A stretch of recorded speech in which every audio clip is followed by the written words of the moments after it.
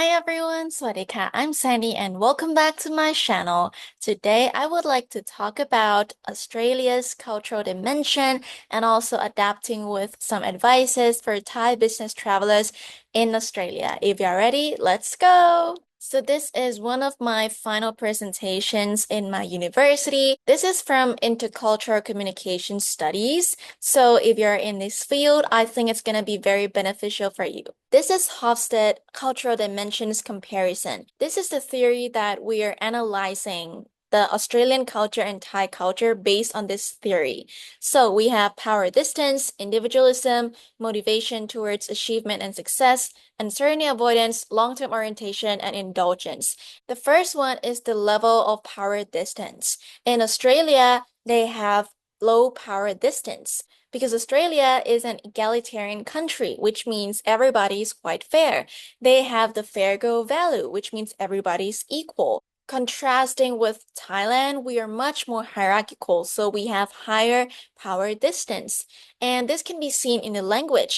If it's verbal communication, Australians usually say "Good day, mate" to anyone despite their status or ranking. But in Thailand, we have so many ways to greet with people from different status, and we have what we call hierarchical language structure. Now, what about the nonverbal communication?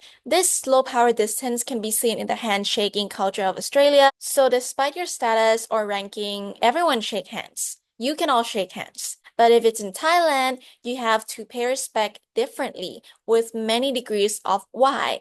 You have to bow deeper to some people or not that deep for your friends or close ones. Next, Australia is an individualistic country while Thailand is collectivist. So in Australia, they value independence and everyone is expected to do things on their own or alone or even put their own needs first.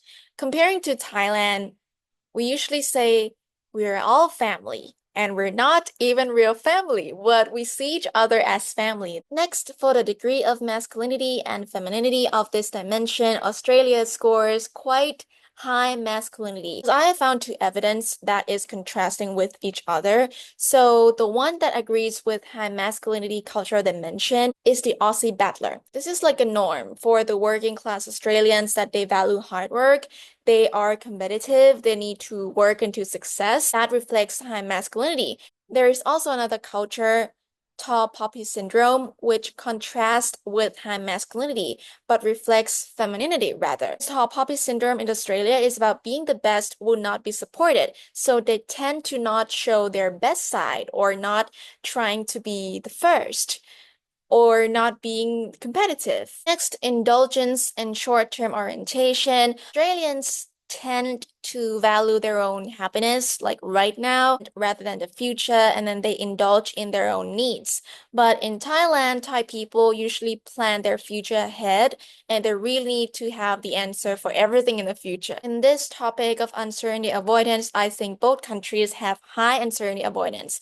We tend to avoid change. We might have rules that restrict change. Statistics says that Australian parents are among the most risk averse in the world, which means that they tend to don't want their kids to play like in the playground or somewhere that adventurous because they're scared that their kids are going to get hurt. So that's like avoiding change, avoiding uncertainty.